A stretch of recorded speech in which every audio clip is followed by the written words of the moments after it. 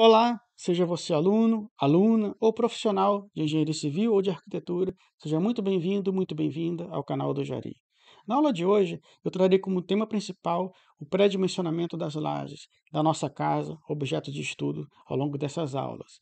Nesse pré-dimensionamento, eu apresentarei a equação que eu utilizo há mais de 20 anos na concepção de laudos e projetos estruturais. Essa equação ela me trouxe sempre segurança em meus projetos, solidez, né? Deixando as lajes sempre arrojadas e livres da verificação de flechas ou problemas relativos a flechas e problemas relativos ao desconforto físico ou psicológico do cliente. Então, você, profissional de arquitetura ou de engenharia, você pode sim utilizar essas equações no dia a dia. São de fáceis aplicações e vocês podem estar aprimorando, trazendo valor agregado para o projeto de vocês. E mais do que isso, trazendo segurança com relação à resistência e à funcionalidade da laje. Então, seja muito bem-vindo, muito bem-vinda, e vamos dar início à aula de hoje.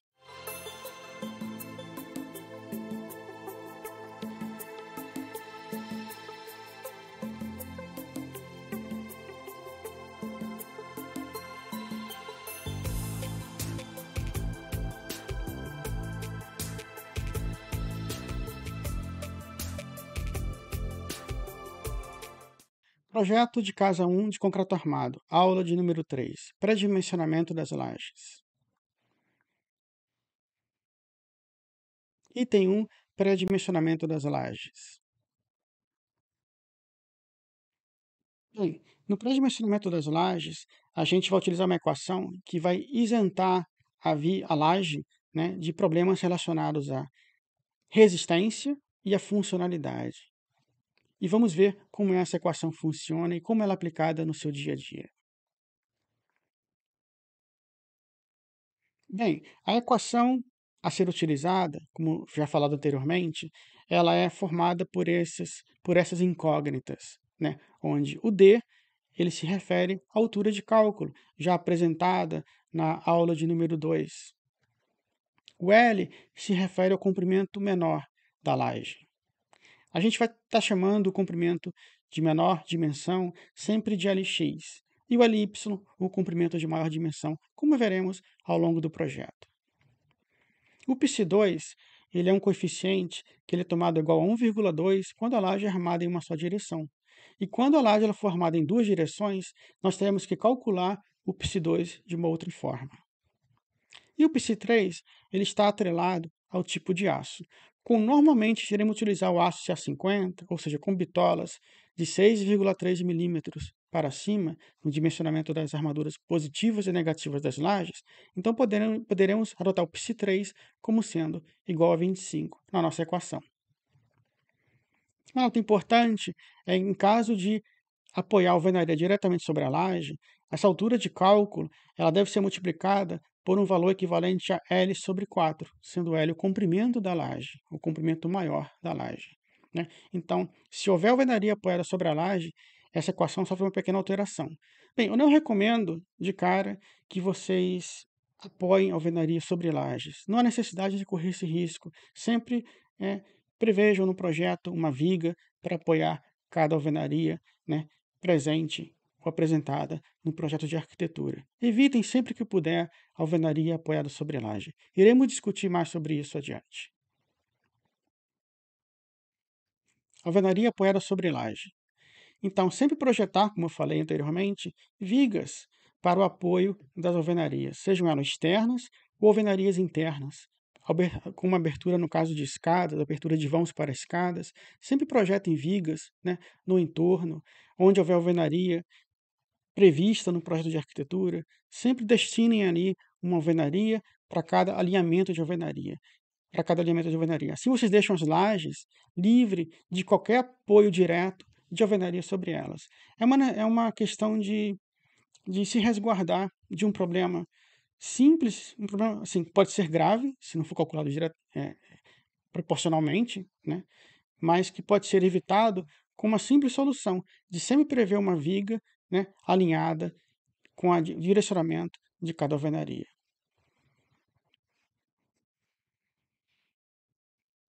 Então, para lajes maciças, no caso de lajes maciças, quando apoiamos uma alvenaria sobre a laje, diretamente sobre a laje, sem existir qualquer tipo de viga sob esta, alinhada, né, nós temos que prever, dimensionar uma armadura extra. Além da armadura encontrada no dimensionamento da laje, propriamente dito, nós temos que prever no dimensionamento uma armadura extra ao longo de uma faixa de largura a ser definida, né, e paralela, no caso, à colocação da alvenaria.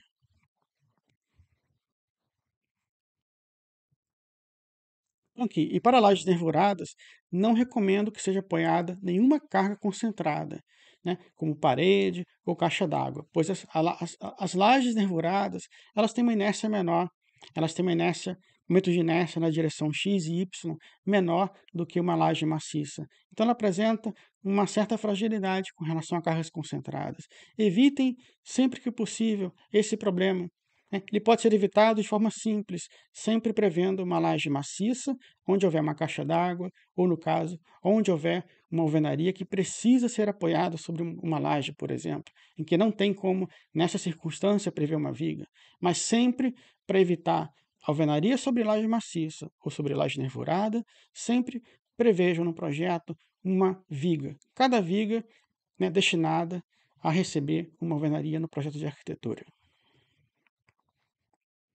Então, aqui, há uma regrinha, né, para as lajes, no caso, alvenaria apoiada diretamente sobre a laje nervurada, que é dada da seguinte forma: pelos livros antigos, a gente poderia considerar uma faixa de largura equivalente a L/2, né, ao longo da alvenaria, né, no caso de alvenarias paralelas às nervuras ou vigotas, né, que são esses elementos que servem para apoiar a laje nervurada. Ou, em caso de alvenaria ser perpendicular, né, no caso transversal ou perpendicular, né, às vigotas ou nervuras, a alvenaria ela deve ser tratada como se fosse uma carga concentrada. Então são duas situações, mas procure evitar situações de alvenaria apoiada diretamente sobre laje, principalmente se a laje for do tipo nervurada. Então, lajes armadas em uma, né, ou duas direções. Como a gente define se a laje é armada em uma ou duas direções? É muito simples. Por essa equação, né, do lambda. O lambda equivale a Ly sobre Lx. Então, Ly e Lx serão os vãos das lajes. O Ly sempre será o vão maior das nossas equações. O Lx sempre será referenciado ao vão menor, onde o Lx, menor dimensão, o Ly é o vão de maior dimensão, e sempre que o valor de lambda, ao você encontrar essa razão, o resultado dessa razão, em que o resultado for menor do que 2, menor ou igual a 2, a laje ela é do tipo armada nas duas direções, ou também chamada né, no caso, em cruz. Então, quando o lambda apresentar um valor menor ou igual a 2, né, ela é chamada de laje armada nas duas direções, porque temos que prever armaduras principais nas duas direções. E ela também é denominada de, no caso, laje, né, em cruz. E quando o lambda for superior a 2, ela é chamada, denominada de laje armada em uma só direção. Por quê? Porque a armadura principal ela pode ser direcionada apenas na direção onde o momento fletor será maior. E lembrem-se, né, lá do concreto armado, o momento fletor sempre caminha, o momento fletor de maior magnitude, ele sempre caminha ao longo do menor vão. E o menor momento fletor sempre caminha ao longo do menor vão.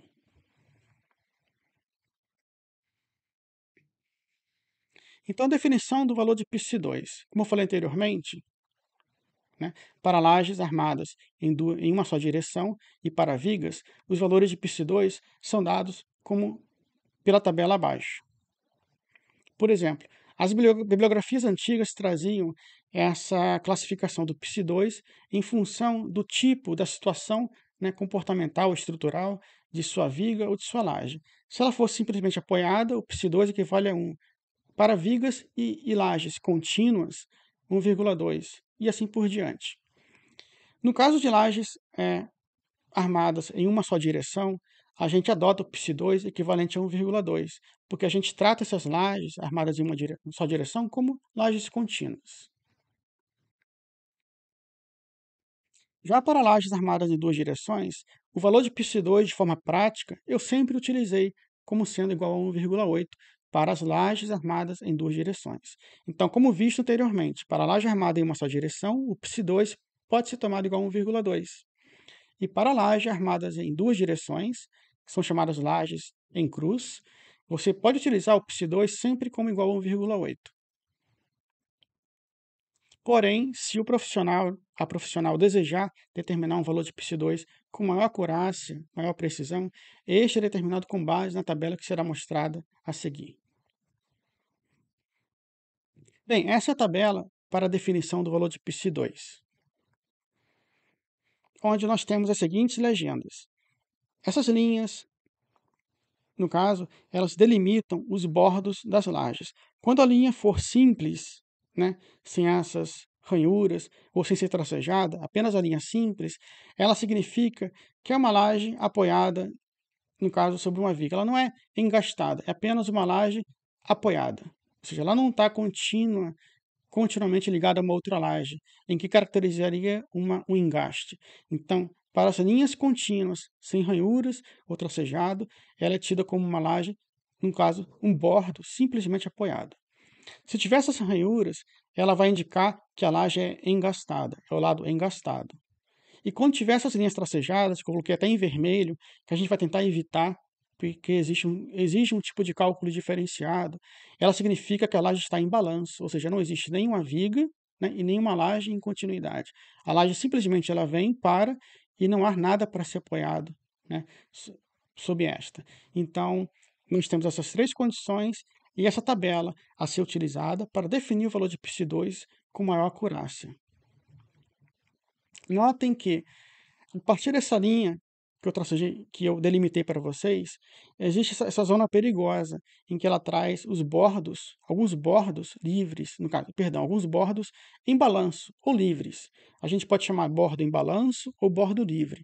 Então, evitem essas situações, pois elas exigem um cálculo diferenciado. A laje, quando tiver um bordo livre, no caso, ou em balanço, ela exige um cálculo diferenciado.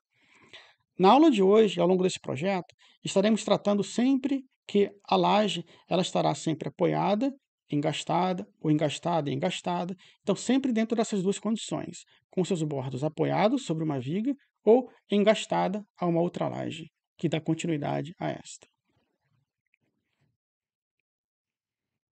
Vamos ver esse valor do π2, como ele é determinado, através de um exemplo. Vamos recortar a nossa laje L1 do piso do pavimento 1. A laje L1 ela possui um LX, que é o menor vão, equivalente a 2,37 metros, e um LY, equivalente a 3,32 metros. Então, sempre que eu desenho o projeto de formas da laje, eu procuro indicar essas dimensões internas. As vigas, elas já são indicadas com suas larguras e comprimentos. Então, dá a entender que aqui tem uma cinta C1A com a largura de 15. Então, isso o pessoal de obra irá entender, que essa viga tem uma largura de 15. Então, eu apenas indico as dimensões internas para cada laje. Qual é o lambda dessa laje? Seria o Ly sobre Lx. O Ly é o maior vão da laje L1. O Lx, o menor vão. Ao dividir, encontramos, como produto dessa razão, o valor de 1,4. Como esse valor de 1,4 ele é inferior a 2, então a laje ela precisa ser armada nas duas direções. Ela não é uma laje armada em uma só direção. Após o cálculo de lambda, como vimos no slide anterior, a gente continua, né, agora verificando as condições de bordo. Por exemplo, essa laje L1 ela possui um lado engastado, porque ela tem continuidade com a outra laje. Então, quando uma laje ela é contígua a outra laje, ela passa a ter esse bordo, no caso, engastado. Como a laje termina nesse limite e não há continuidade com uma outra laje, é apenas uma laje apoiada sobre uma viga, então esse bordo é tido como apoiado. Então nós temos um bordo engastado e um bordo apoiado. E na outra direção, teremos também um bordo engastado, pois temos uma outra laje dando continuidade a essa, e um bordo apoiado, pois a laje termina nesse limite, né, apoiada sobre uma viga, no caso a cinta C1. De posse da definição dos bordos da laje L1, nós viemos para essa tabela de definição do valor de π2 do seguinte modo: como nós temos um bordo engastado e apoiado, e o outro, na outra direção, nós temos bordos engastado e apoiado, significa dizer que o valor da tabela a ser extraído equivale aos valores desse quadradinho, que seriam 1,8 e 1,4. E como vamos utilizar esses valores? Da seguinte forma. Por interpolação, a gente traz os valores encontrados na tabela anterior, que é 1,4 e 1,8. O menor valor e o maior valor, ou seja, o valor mínimo e o valor máximo.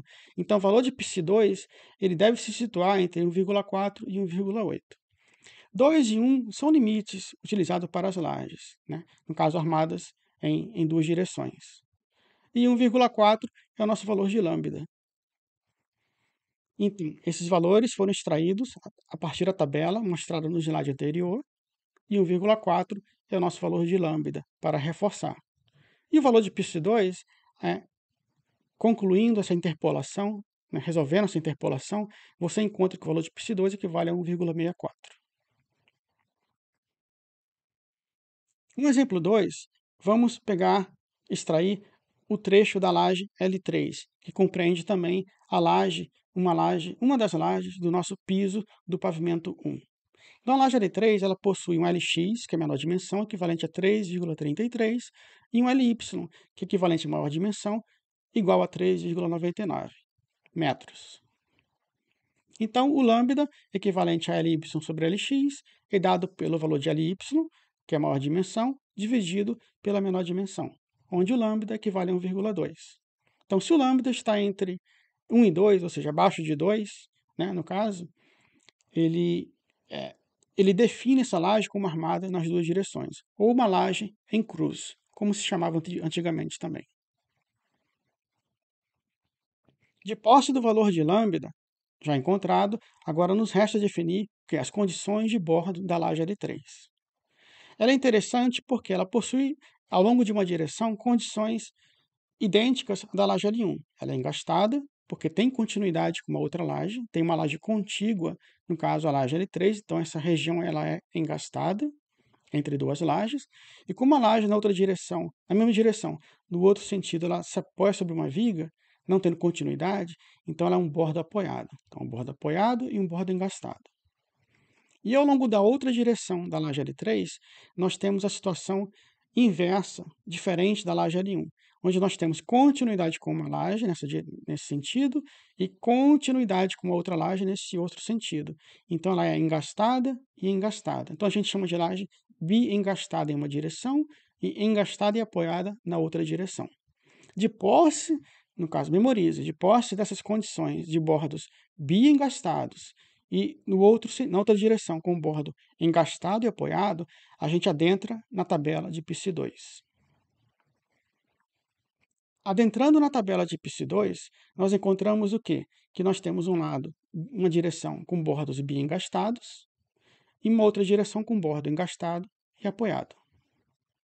Então, os nossos valores, no caso, necessários para resolver esse problema, serão encontrados nesse quadradinho, com os valores de 2 e de 1,4. De volta àquela equação da interpolação, a gente substitui agora os valores de 2, no caso, e de 1,4. Não mais de 1,8 ou 1,4, como encontramos para a laje L1. Então, o 2 é o valor máximo e 1,4 é o valor mínimo para essa condição, né, de se ter bordos engastados em ambas as extremidades e bordos engastado e apoiado na outra direção. Então, o valor de 1,2 foi o valor do nosso lambda. Resta agora encontrar o quê? O valor do π2. Então, resolvendo essa interpolação, a gente encontra que o π2 equivale a 1,88.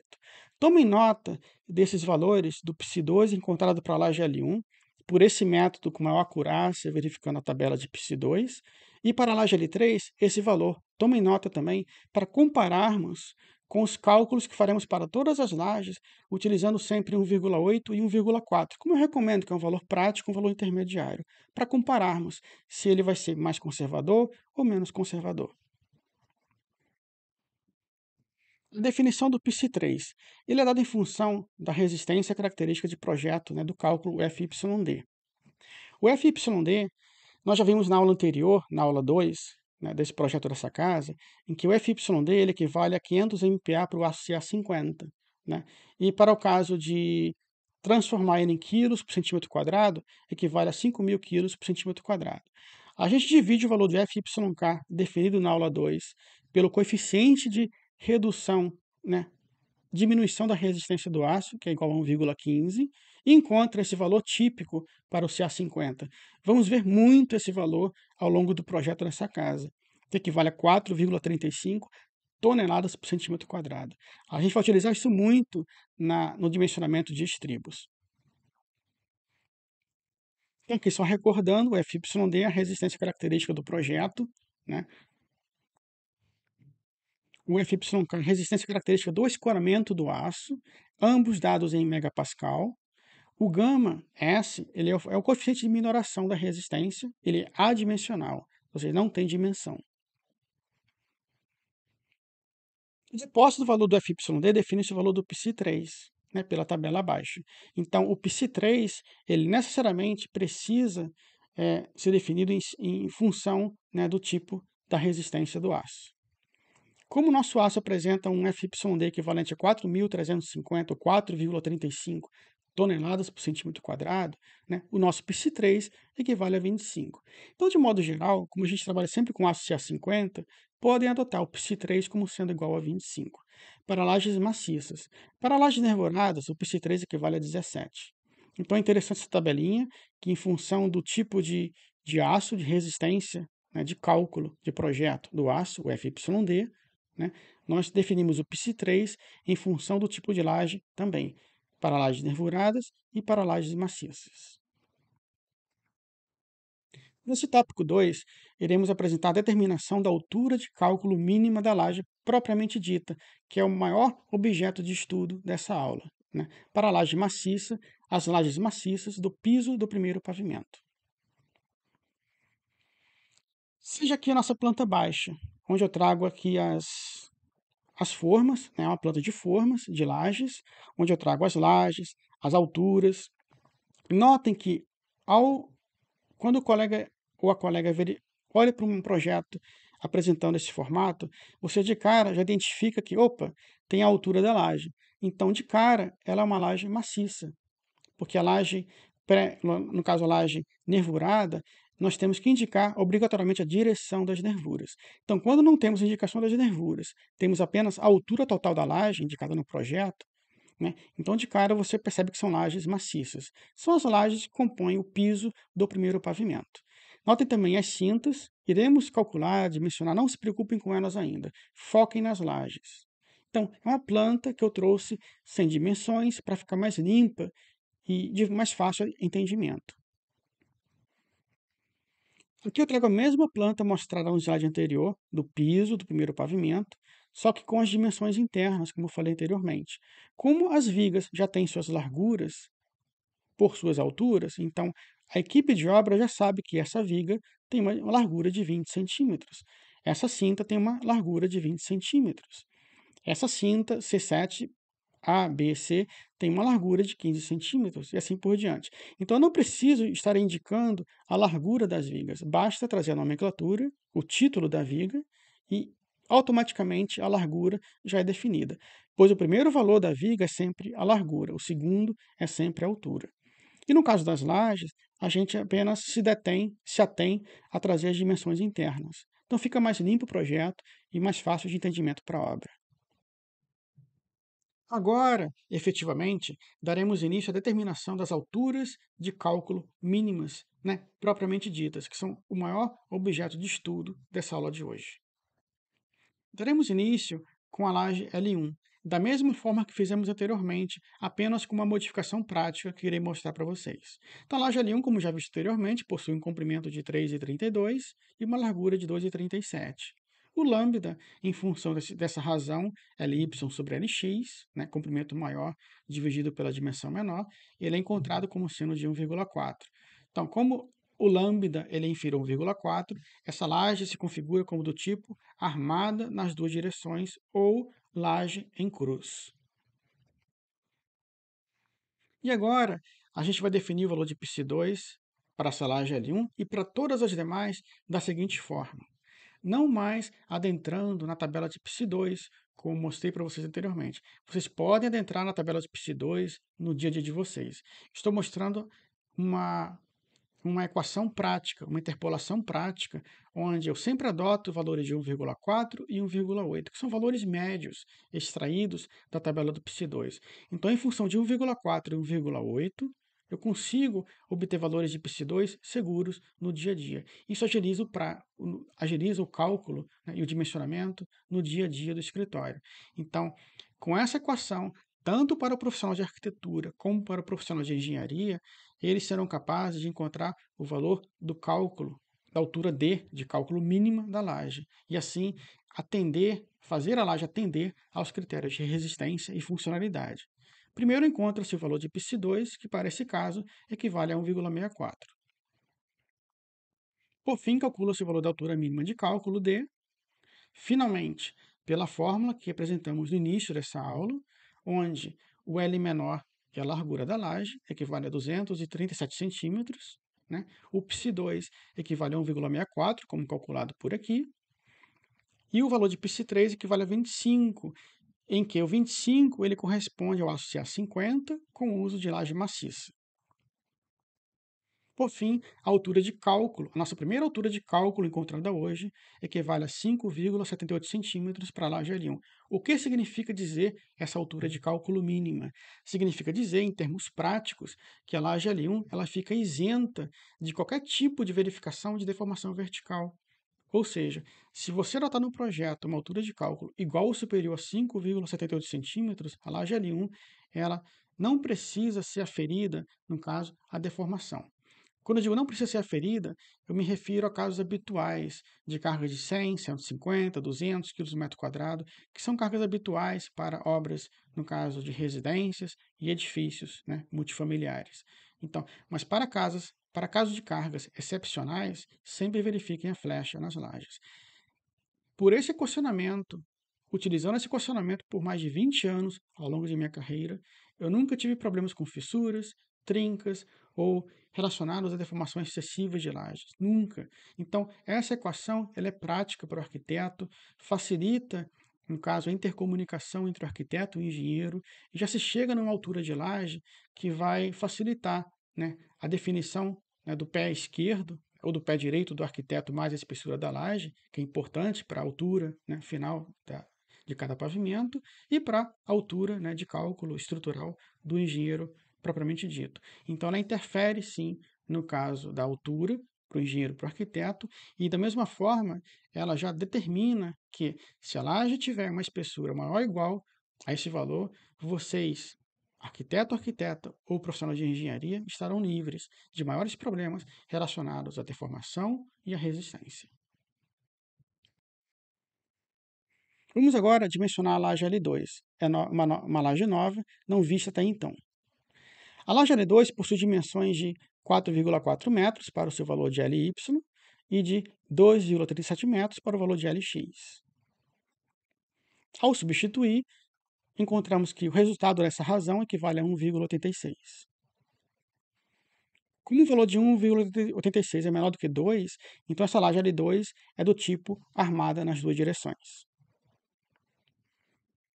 Por interpolação, e utilizando dos mesmos valores, 1,8 e 1,4. Notem que a equação não vai mudar.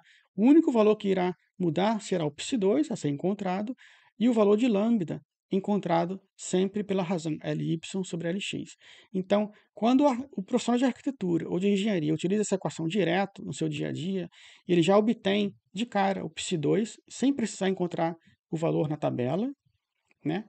E o valor da altura de cálculo da laje L2, que é dado por 2,37, que é a menor dimensão, dividido pelo valor de π2, que equivale a 1,46, vezes 25, que equivale ao π3. Então, o π3 nunca vai mudar.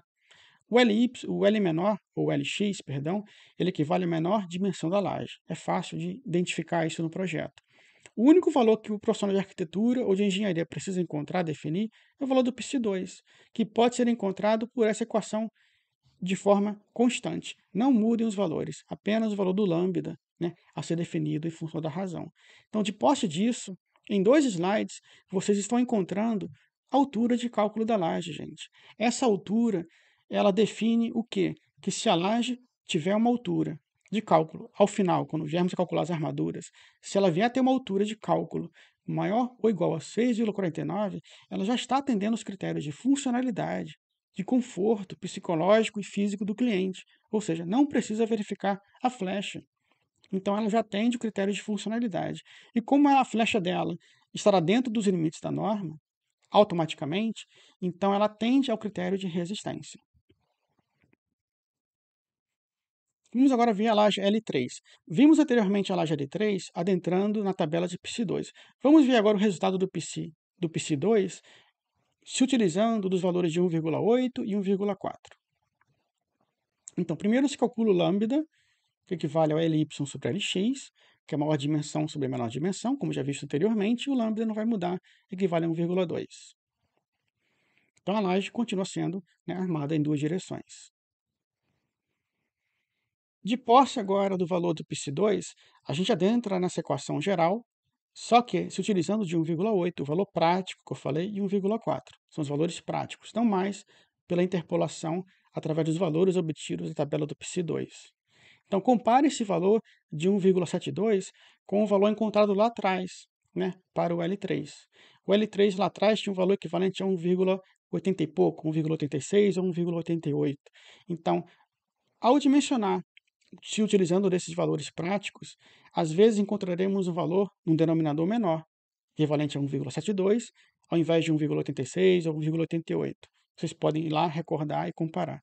Então, ao utilizar essa equação prática, às vezes encontraremos um valor menor, que significa dizer o quê? Se esse valor menor for utilizado no denominador, significa dizer que a altura de cálculo será um pouco maior.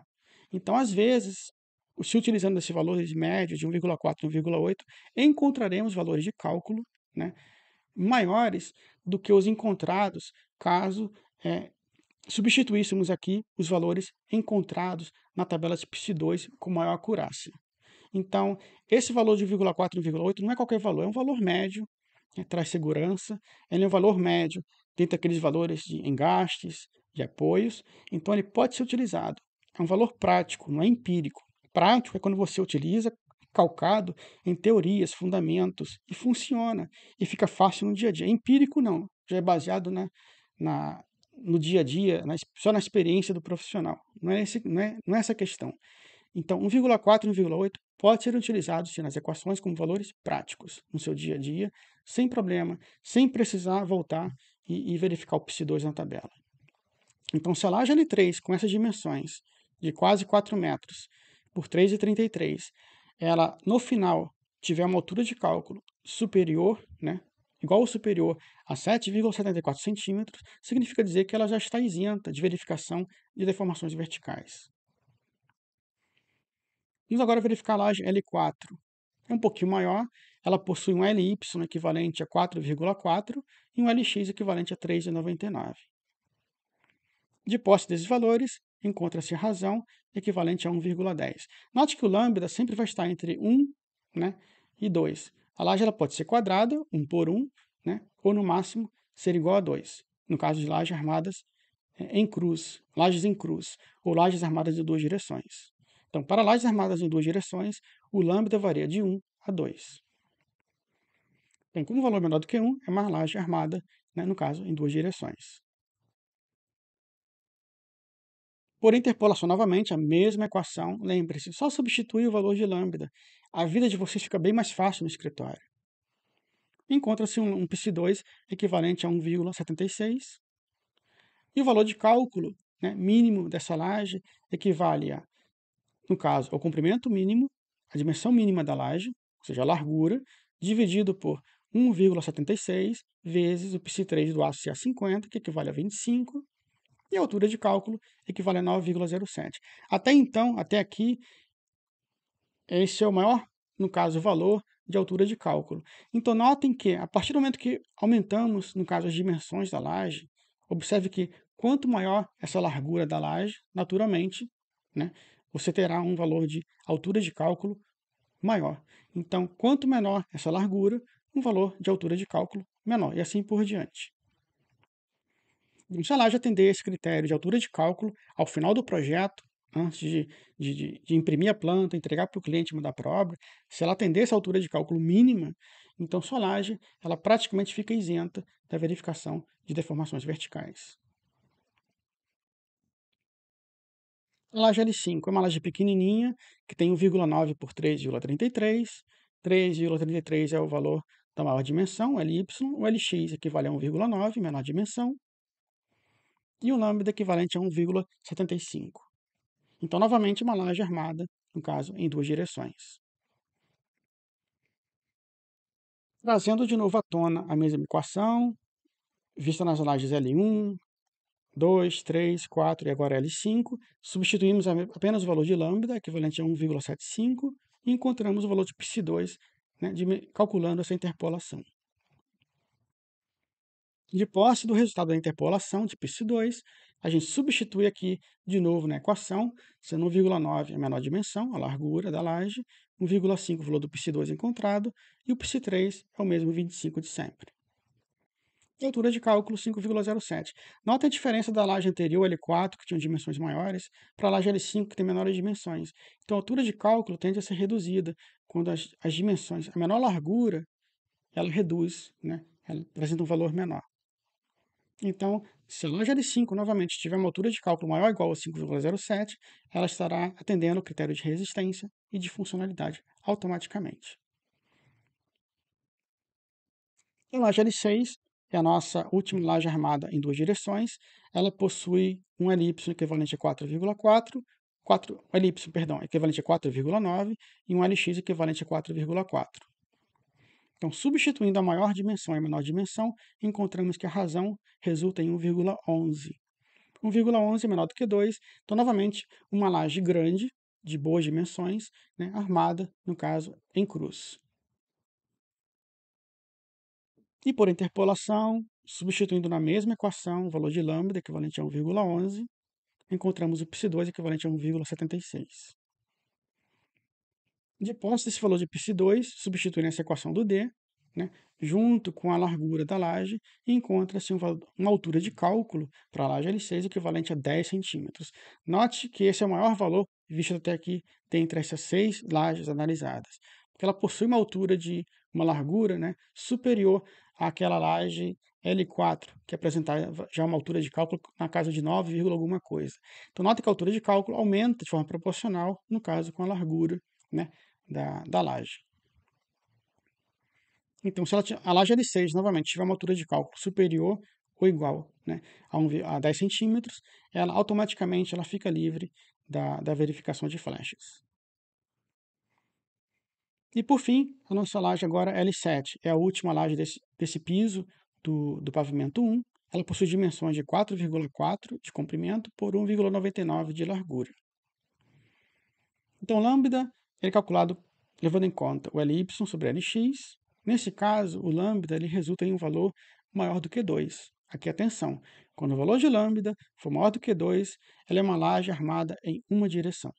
E quando o lambda ele for maior do que 2, a laje não é mais armada em duas direções, é armada em uma só direção. Tomem cuidado com essa tensão. Então, armadas em duas direções, vimos até a L6. E a L7, que é a última, por ocasião, é uma laje armada em uma só direção. Pois bem, sabendo-se que o valor de lambda é superior a 2 e que a laje é armada, no caso, em uma só direção, né, não precisamos voltar àquela equação de interpolação para definir o valor de π2. Basta considerar π2 como sendo igual a 1,20 para o caso de laje armada em uma só direção.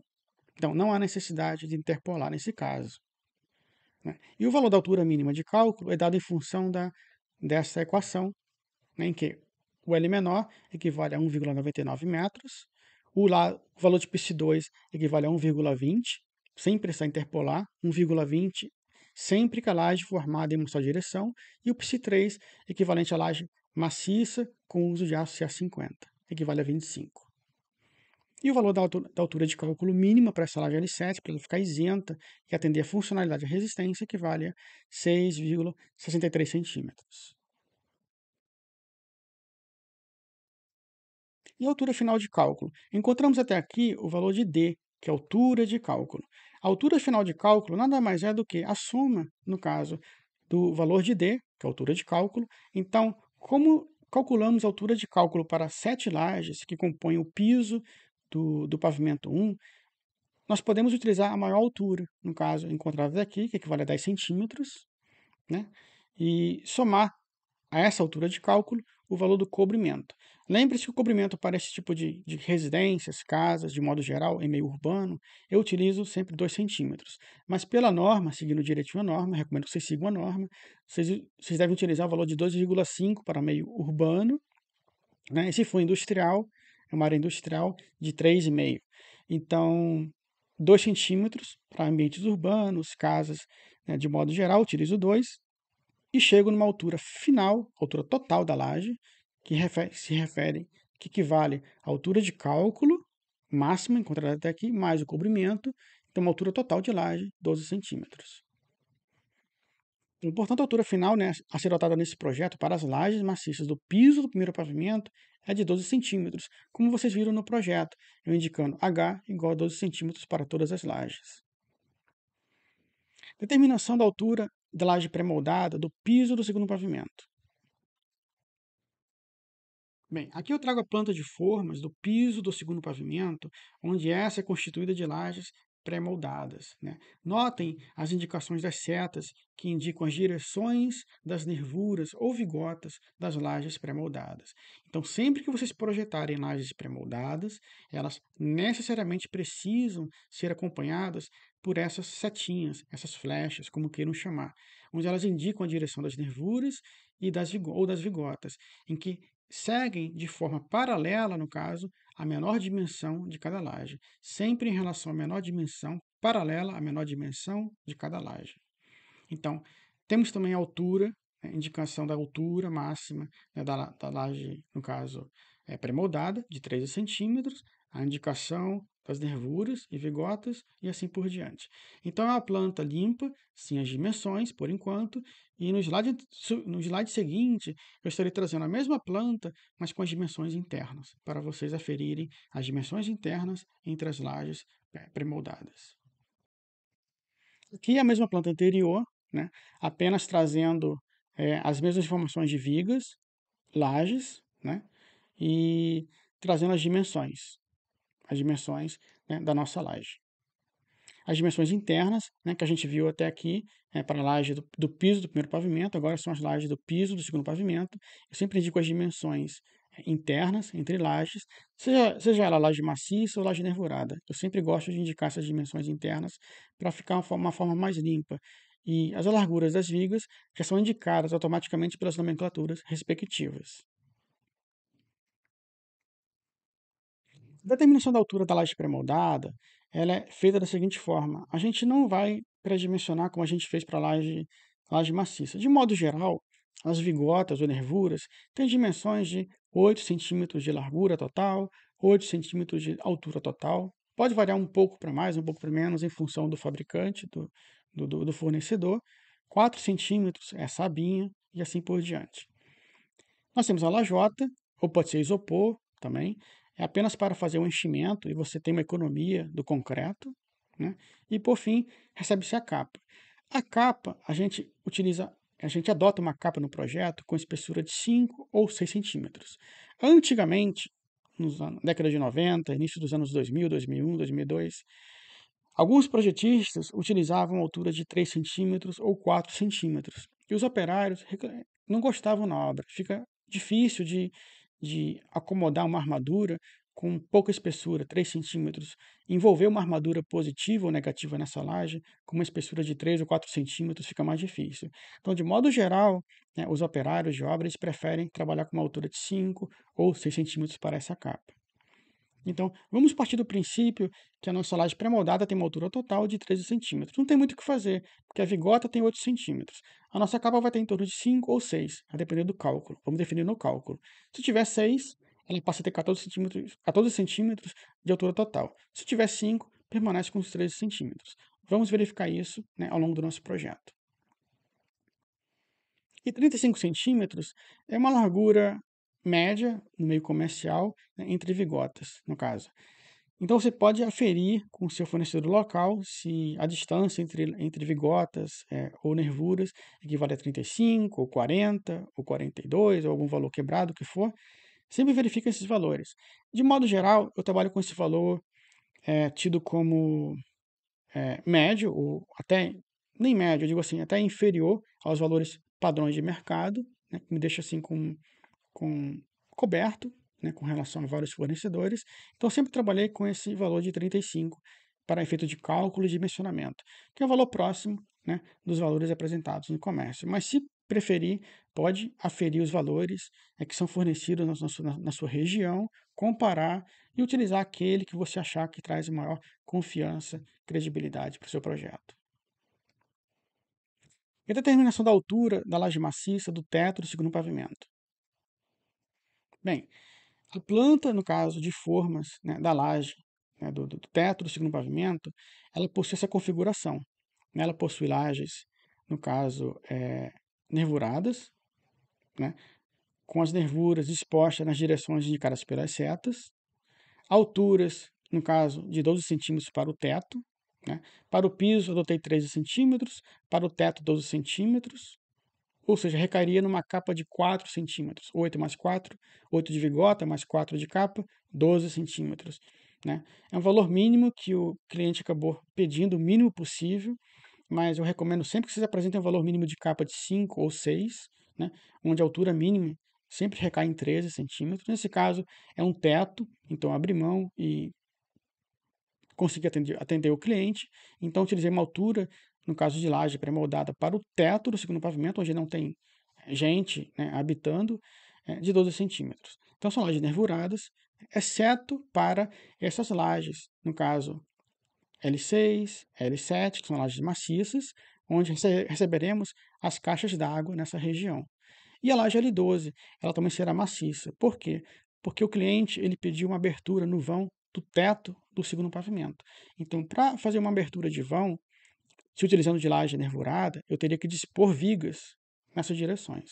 Em se tratando de laje maciça, eu consigo fazer uma abertura na laje sem necessariamente, né, trazer vigas. Então, eu consigo abrir mão de vigas para fazer uma abertura numa laje maciça. Então, são 3 lajes maciças, L6, L7, no nosso projeto, e a L12, em virtude de caixa d'água e da abertura do vão. O restante das lajes de teto são constituídas de lajes pré-moldadas, para economia e praticidade do cliente.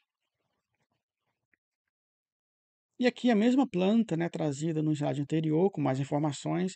As informações que eu trago no projeto são essas, né, reforçando que as lajes L6, L6, L7 e L12 devem ser maciças. É importante trazer essas notas no projeto, reforçar, porque o cliente, ou quem vai executar a obra, não necessariamente sabe o que você está pensando. Então, reforce essas informações, por mais simples que sejam, elas são cruciais. Então, se você não indica que e o colega executa uma laje pré-moldada nas regiões onde receberá caixa d'água, um problema maior pode vir a ocorrer. Ou executa uma laje nervurada onde haverá uma abertura na laje, um problema maior poderá ocorrer. Então tomem cuidado. Quando trabalharem com lajes para receber caixa d'água ou receberem abertura de vãos, sempre, no caso, tem uma previsão no projeto de lajes maciças para essas regiões. Então, é a mesma planta, apenas trazendo dimensões internas. E, por fim, trago aqui a determinação das alturas de cálculos mínimos, no caso, né, da laje, né, do segundo pavimento, do teto do segundo pavimento. No teto do segundo pavimento tem uma peculiaridade que não se encontra nas lajes de piso do primeiro e do segundo pavimento. Por quê? Porque iremos adotar nessa laje de teto do segundo pavimento todas as lajes como do tipo pré-moldadas, né? Todas elas, exceto 3 lajes, a saber, que são as L6, a L7 e a L12. Por quê? A L6 e a L7, por ocasião de estarem situadas em regiões que irão receber, né, as caixas d'água. Então, nunca apoie em caixas d'água sobre lajes pré-moldadas, pois a laje pré-moldada possui uma inércia menor do que a laje maciça. É mais seguro apoiar uma carga concentrada, um automóvel ou uma caixa d'água, uma piscina, sobre laje maciça do que laje pré-moldada. E a laje L12, por sua vez, ela receberá aquela abertura que o cliente pediu, uma abertura na laje, né, para ter o acesso à cobertura da casa. Então, a L12, ela receberá uma abertura. E sempre que a laje tem uma abertura, recomendo que seja executada, projetada como do tipo maciça, igualmente. E as lajes L1 e L2, não sei se vocês perceberam, se você percebeu, que as lajes L1 e L2, elas estão em balanço, né, nos terraços das casas. Porém, não são as lajes que estão em balanço, são as vigas que se prolongam de forma contínua, então eu garanto o balanço através das vigas, pois as vigas têm altura maior, né, têm armadura negativa, positiva, têm altura maior, são mais protegidas do que uma laje que tende a ser mais esbelta, com armadura negativa na camada superior, armadura positiva na camada inferior. É uma camada mais esbelta, digamos assim, para ser afetada por intempéries. Então, eu evito lajes em balanço por elas mesmas, sem o apoio de vigas. Por quê? Porque a armadura negativa, que fica localizada na camada superior de uma laje em balanço, ela fica suscetível a intempéries, né? No caso, se for localizada no ambiente externo, e fica suscetível, no caso, a produtos químicos de lavagem do piso, se for localizada, né, numa varanda de um edifício, no local interno, digamos assim. Então, por essas ocasiões, os intempéries podem, no caso, afetar as armaduras negativas, e se as lajes em balanço, né, como dependem dessas armaduras negativas, elas podem, né, sofrerem corrosão das suas armaduras negativas e, eventualmente, né, sofrerem problemas maiores ou até um colapso no momento futuro, se as corrosões não forem observadas. Então, eu evito lajes em balanço por elas mesmas. Então, sempre trago as vigas em balanço, aquele balanço bonito, que a gente sempre tem que atender o arquiteto ou arquiteta. Os balanços são lindos, devem ser garantidos, né? Garantem a plasticidade. Eu sou totalmente a favor de obras, de elementos em balanço. Traz a leveza, traz a plasticidade, né? da beleza do projeto do arquiteto, da arquiteta. Agora, eu só evito que as lajes fiquem em balanço por si sós, que elas se apoiem sobre vigas em balanço. Então, as vigas, elas estarão responsáveis pelos balanços. E as lajes serão apenas mais outras lajes apoiadas sobre vigas. Bem, receba minha gratidão, por gentileza, por ter me acompanhado até aqui ao longo dessa aula. Preparei essa aula com todo o esmero, toda a dedicação, né, especialmente para ajudar-lhe, né, em sua carreira profissional. Né? Assim, deixo aqui minha gratidão e te espero na aula seguinte, na continuação do projeto desta casa. Muito obrigado.